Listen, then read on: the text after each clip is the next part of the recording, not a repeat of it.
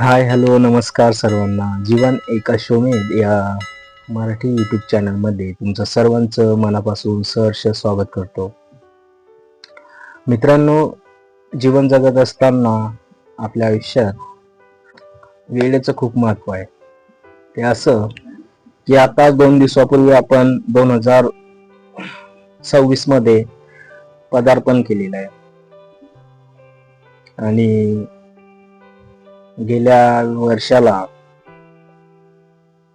आपण काय रुसवे फुगवे काय असतील ते विसरून नवीन वर्षाचं स्वागत चांगल्या प्रकारे केलंय. त्यासोबतच आजचा विषय म्हणजे संघर्ष, नवयुगाचा संघर्ष. संत कबीरांचा एक दोहा आहे मित्रांनो, खूप छान दोहा आहे. संत कबीर असे म्हणतात की सावधानी से चल समय न लौटे कोई. म्हणजे सावधानी से चल समय न लौटे कोई, कल करे सो आज कर, कल में प्रलय होईल. म्हणजे या दोह्याचा अर्थ असा आहे मित्रांनो की जो आपला वेळ आहे तो आपण व्यर्थ फुकट घालवू नये. उद्या करायचे काय काम असेल ते आजच करा. हे आयुष्य क्षणभंगूर आहे मित्रांनो. आयुष्य हे पाण्याचा एक बुडबुडा असतो त्याप्रमाणे आहे. पाण्याचा बुडबुडा जसा क्षणार्धाचा असतो, क्षणांचा असतो, आता दिसतोय काही वेळानंतर नाहीसा होतो, त्याचप्रमाणे आयुष्याचं पण आहे मित्रांनो गणित. की आयुष्य जगत असताना आपल्या या प्रवासात आज म्हणजे असं होऊ शकतं. म्हणून वेळेला खूप महत्व दिलं पाहिजे मित्रांनो. जो कोणी असेल आपल्या फॅमिलीसाठी, आपल्या परिवारासाठी संघर्ष करत आहे. आता संघर्ष कसा, तर तो श्रमाचा संघर्ष आहे मित्रांनो. श्रम म्हणजे कोणी एखाद्या फील्डमध्ये काम करत असेल किंवा आपल्या प्रपंचाचा गाडा कोणत्याही स्वरूपात, कोणत्याही श्रमाच्या स्वरूपात ओढत असेल, काही करून आपल्या प्रपंचासाठी हातभार लावा हे प्रत्येकाला वाटतं. प्रत्येक जण त्यासाठी धावपळ करत असतो. त्यासोबतच ही जी वेळ असते ती निघत असते, जात असते. म्हणून संघर्ष हीच परिवर्तनाची सुरुवात आहे मित्रांनो. आज तुम्ही जो संघर्ष करताय, मी तुम्हाला एक उदाहरणाच्या स्वरूपात सांगतो. आपण एक छोटंसं झाड लावतो, त्या झाडाचं संगोपन करतो, त्याला पाणी घालतो, खत पाणी घालतो वगैरे वगैरे. कालांतराने ते झाड मोठं होतं, त्याला पालवी फुटते, फळं येतात. असा हा निसर्गाचा नियम आहे. त्याचप्रमाणे आज तुम्ही जो संघर्ष करत आहात जीवनामध्ये, तुमच्या चालू आयुष्यात कष्ट करत आहात, उद्या त्याला पण पालवी फुटणार आहे. म्हणजे कसं, तर आज प्रत्येक जण कष्ट करतोय, संघर्ष करतोय आपल्या आयुष्यात. त्याला सकाळी लवकर उठावं लागतंय, जॉबसाठी जावं लागतंय, अर्धवट उपाशी राहून आपल्या कामाला पूर्णपणे त्याने झोपून ठेवलेला आहे. आणि हा जो प्रपंच चालूच आहे आता.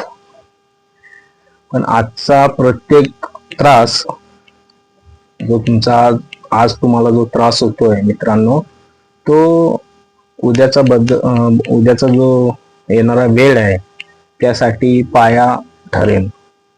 की बाबा मी ह्या दिवसाची वाट बघत होतो, असं तुम्हाला त्या वेळेला फील होईल. म्हणजे आज तुम्ही जे काम करत आहे, जे संघर्ष करता, सकाळी लवकर उठणे, जॉबला जाणे, घरी येणे, हे जे डेली रुटीन चालू आहे त्यात तुम्हाला त्रास होतोय, तो कालांतराने पण संपेल. तुम्हाला कुठेतरी ठराविक वेळेनंतर असं वाटेल की आपण आपल्या आयुष्यामध्ये जिंकलो, समाधान मिळेल. मित्रांनो, हे झालं जॉब विषयी. आता काही मुलं UPSC MPSC ची तयारी करत असतील तर मित्रांनो, आज त्यांना काय कष्ट करावे लागतात ते त्यांच्या जीवाला माहित आहे. UPSC MPSC म्हटलं म्हणजे खूप बुद्धिमत्तेचं काम आहे. बुद्धिमत्ता त्यासाठी शार्प असावी लागते.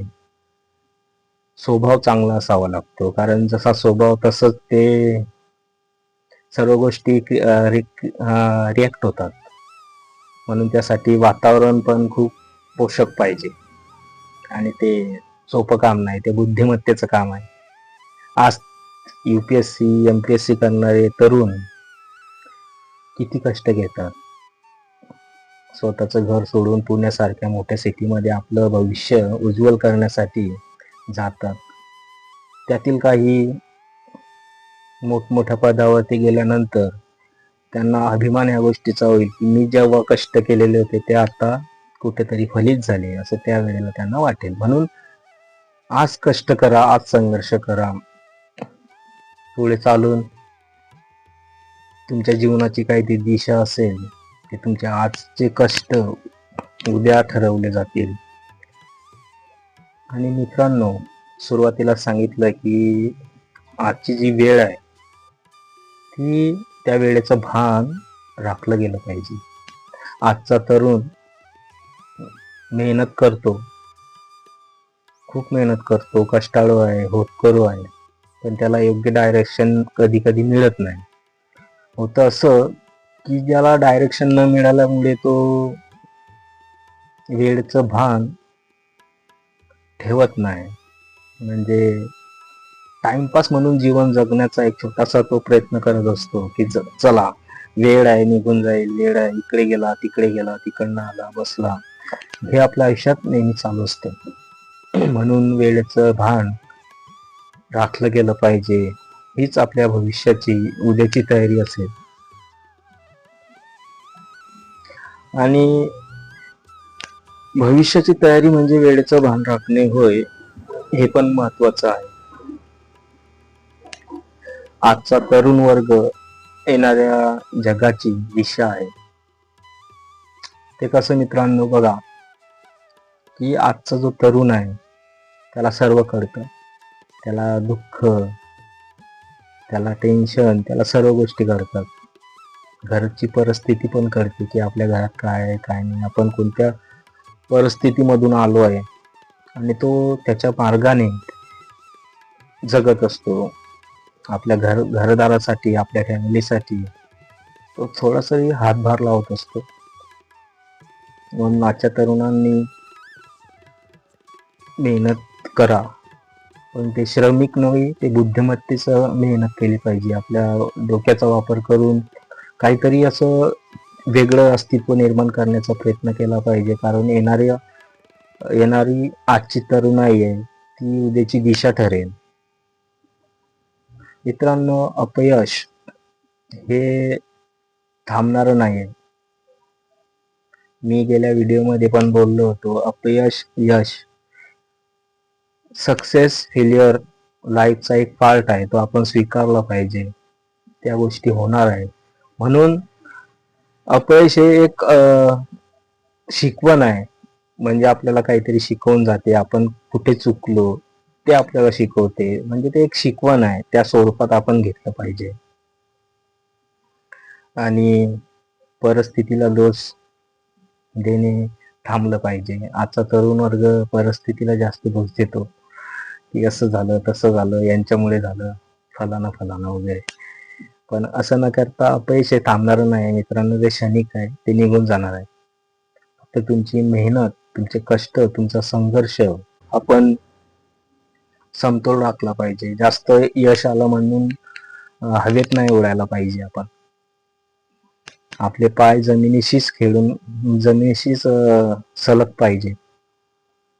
अपयश आलं म्हणजे ठीक आहे, अपयश आलं तर त्याला ते पचवता पण यायला पाहिजे. कम्फर्ट झोन मध्ये असल्यामुळे आपल्याला वाटतं की आपण अपयश पचवू शकत नाही, पण काही तरुण असतात की ते खूप स्ट्रॉंगली असतात, मेंटली खूप स्ट्रॉंग असतात. टेन्शन आलं, चल घेईल मी, इझिली घेईल, जाईल. पण सक्सेस आलं तर काही लोकांना असं वाटतं की मी म्हणजे कोण, या स्वरूपात न पडता त्याने फक्त त्या परिस्थितीचा आढावा घेतला पाहिजे की आपण किती मेहनत घेतलेली आहे, हे आपण हे केलेलं आहे, आपण कोणत्या परिस्थितीतून आलोय. म्हणून यश येणार आहे, त्यासाठी आपण त्या वेळेचा आढावा घेऊन त्या परिस्थितीला सामोरे जावे लागले पाहिजे. जायला पाहिजे. असं नको आहे व्हायला की अपयश येतच आहे मग आपण संघर्षच करायला नको, आपण त्याला फेसच करायला नको. पळवाटा आजकाल तरुण काढताना दिसतो की एखादी गोष्ट झाली, एखादा बिझनेस त्याने डेव्हलप केला आणि त्यामध्ये नुकसान झालं तर तो त्या बिझनेसकडे वळत नाही, तो बिझनेस तो सोडून माघारी येतो. तर असं व्हायला पण नको. आलं ठीक आहे, त्या वेळेसाठी मानसिक खच्चीकरण होतं, पण ते क्षणाचं असतं. म्हणून आजच्या तरुणाने खचून न जाता आपले जे कष्ट असतात त्यावर एकाग्रता करून आपला बिझनेस आपलं काय असेल त्यावर फोकस केलं पाहिजे. आज तुम्ही जो संघर्ष करत आहात मित्रांनो, तो वैयक्तिक असेल, तुमचा स्वतःचा असेल.